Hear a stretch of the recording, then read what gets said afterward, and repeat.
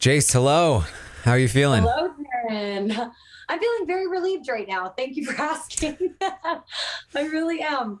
All right. Well, as a juror, you have a lot of responsibility. What is your criteria or philosophy when it comes to casting your vote for the winner? I'm definitely looking for a well-rounded player, somebody who maybe has a few comp wins under their belt, but also somebody who just played a strategic, logical game rather than playing with their emotions, because I think that was a big issue this season.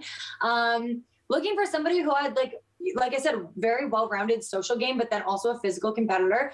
But something that would really get me is if someone in final two pulled out a few secrets that we had no idea, or showed that they maybe had a hand in things behind the scenes that we had no idea about. I think that would really lure me in. All right. Well, I'm going to run through the remaining players in the game, and I just want to get your Yeah. thoughts on their game and how likely you think you would be to vote for them in the end. Yeah. So we'll start with Betty. Okay. Betty, super emotional player. I really respect her for just grinding it out every single week. Good for her. She's always hustling, always on the block, and she's been able to escape the block. But just such an emotional player. I really don't think that she can get past this like cloud that she's in. And so I wish she played a more logical game. So I'd be unlikely to vote for her unless she was sitting next to Helena. Okay. Is there anything that she could do to change that perception or win your vote? Um, if somehow she pulled out like another HOH win, or I'd like a POVN HOH this week, that'd be sick. And then I'd be like, wow, good for you. You really turned the second half of your game around. But I think just the fact that she played so emotionally, it really irked me all season. And I don't know if I can get past that. All right. What about Helena? Helena is quote unquote the biggest floater of the season, arguably. But at the same time, I think not hitting the block at all does show something. There's something to be said about that. Clearly, she's had great relationships with people throughout the entire game. So good for her. Or people are just looking at her like she's not a threat. I'm not sure which it is. But she was able to pull out 2 POV wins nonetheless, which I really am happy for her. I just think I'm a little bit bitter right now. I don't want to see her win at this very moment, but I think there's a great chance she goes to final two. What could she do to maybe win your vote? She could have left a nicer goodbye message, first of all. But I think if she were to win another comp this week, I'd be like, damn, Helena, that would be really impressive. And I think I could, maybe my mind could shift a little bit on her. Okay. What about Josh? I think Josh is an incredible player. The way that he's just been able to, he's not floating through the game by any means because he's hit the block so many times, but the way that he's just so carelessly pulling himself off every time he's on the block, it's like he knows he's not going anywhere. Everyone loves him. He manages to escape almost unanimously every single time. So he has played such a smart game. No one wants to evict him because everybody loves him. And I think he's a lot more strategic than we even know. So I think Josh has a great chance of winning. All right. And what about Kevin? Kevin, I swear, Kevin, I called it from day one. I think he's like an evil genius, evil mastermind. I really do. I think he was pulling a lot of strings behind the scenes that we had no idea about. I think there's still more that we're going to uncover about Kevin's game. He has 1 POV win. Good for you. But I think at this point, he's sitting pretty. Everybody wants to bring Kevin to final two because they assume they can beat him because he doesn't have many comp wins. But I think he's going to pull something out in final two if he gets the opportunity, and it's going to shock everyone. All right. How would you rank the remaining players in order of like who you think you'd most vote for to least vote for? Okay, I think it goes Kevin number 1, Josh 2, 3 Betty, 4 Helena. Okay. And again, I am still a little bit spiteful, so keep that in mind. Yes. Who do you think has had the most influence in the game so far? Out of the remaining players, or anyone in general, out of the remaining, Josh, 100% Josh. I think Betty is a great manipulator though too, and she's done a lot of kind of like dual campaigning for and with Josh. And so a lot of times I think when Josh was on the block, Betty would do the work for him. But I think Josh is just playing a great game. And I really think that he's been able to create really strong relationships with people, and he's playing so strong. I think he's had the most influence in the house overall. The fact that nobody will vote you out because they love you, that's a lot of influence right there. Who would you have brought to the final two? I would have brought Kevin. I did not lie when I said that to him. I really, truly meant that.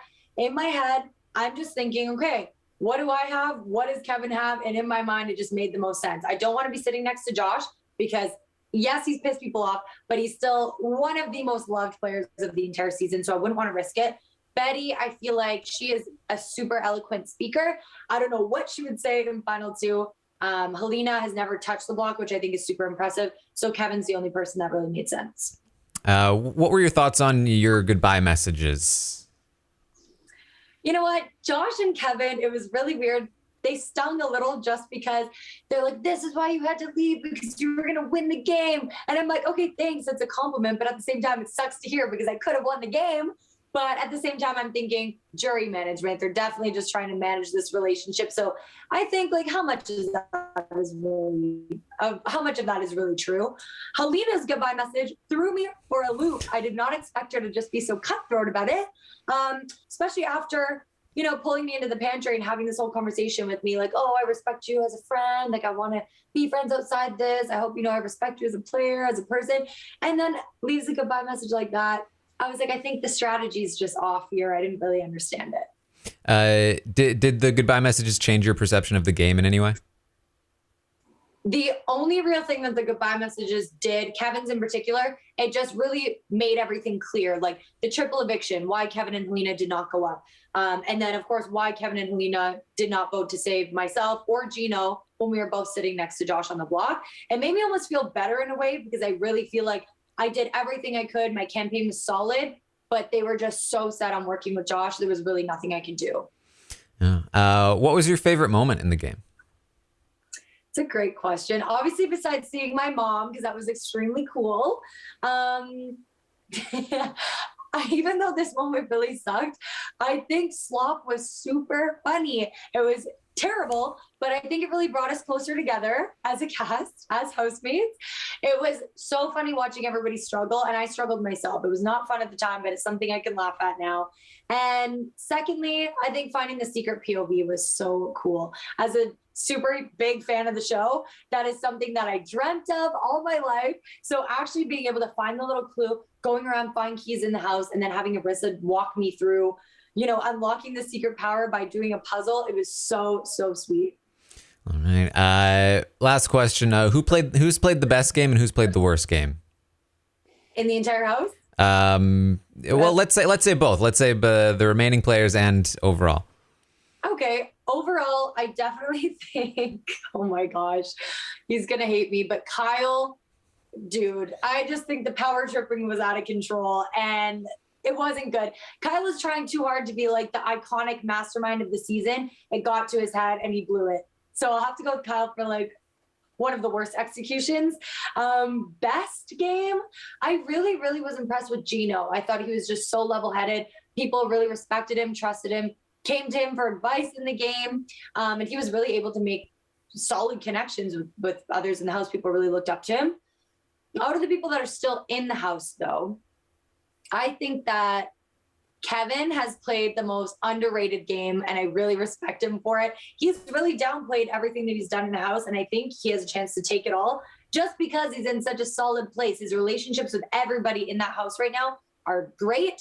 I think he knows everyone wants to bring him to final two, so he's still continuing to downplay all of his accomplishments so far. Worst gameplay?